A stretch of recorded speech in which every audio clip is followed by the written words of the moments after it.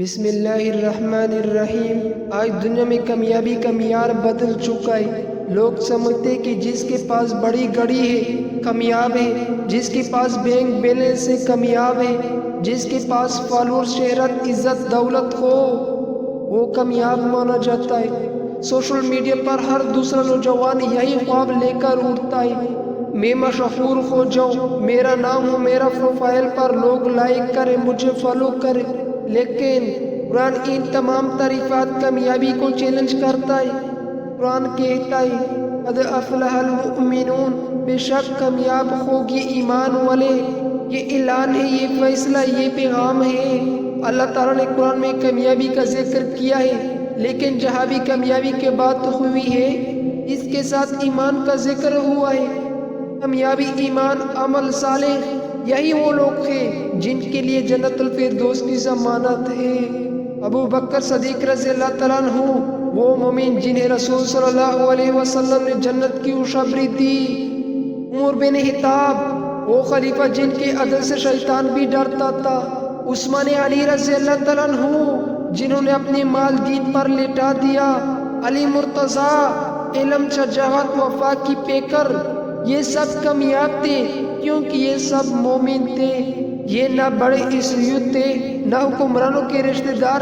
یہ کامیاب اس لیے ہوئے کیونکہ انہوں نے ایمان، اخلاص اور تقوی کو اپنا زیور بنایا۔ حضرت یزید بستامی رحمۃ اللہ علیہ، شیخ عبد القادر جیلانی، امام غزالی رحمۃ اللہ علیہ کسی نے دنیا کی طرف نہیں دیکھا، ان کے دل میں صرف اللہ کی محبت تھی۔ انہوں نے صدقے میں کامیابی تلاش کی، انہوں نے ایمان کے ساتھ زندگی گزاری اور ان کے نام رہتی دنیا تک باقی رہی۔ آج کے نوجوان اور کامیابی کے دھوکے۔ آج ہم اپنے نوجوان نسل کو ایک سکسیس کے پیچھے دوڑتے رہے ہیں، ٹک ٹاک پر لائکس، یوٹیوب پر ویوز، لیکن یہ سب کیا ہے؟ یہ تو فانی ہے، کل کا اکاؤنٹ بند، آئی ڈی ڈیلیٹ، سب ختم۔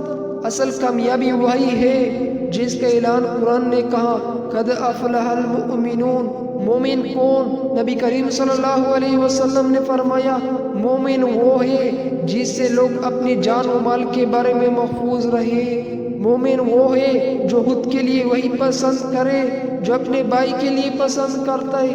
ایمان صرف زبانی دعویٰ نہیں، ایمان ہے دل سے ماننا، زبان سے کہنا، عمل سے ثابت کرنا۔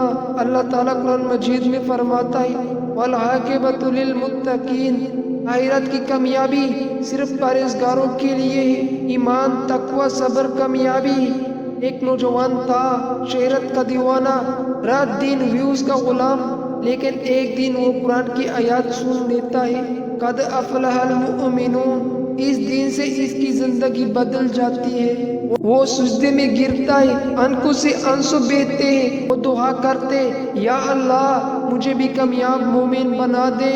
اسی سورہ میں اللہ تعالیٰ نے ان مومنوں کی علامت بیان کی ہے جو کامیاب ہوئے۔ نمبر 1 الذین هم فی صلاتہم خاشعون، جو اپنی نمازوں میں عاجزی اختیار کرتے ہیں۔ نمبر 2 والذین هم عن اللغو معرضون، جو فضول باتوں سے منہ موڑ لیتے ہیں۔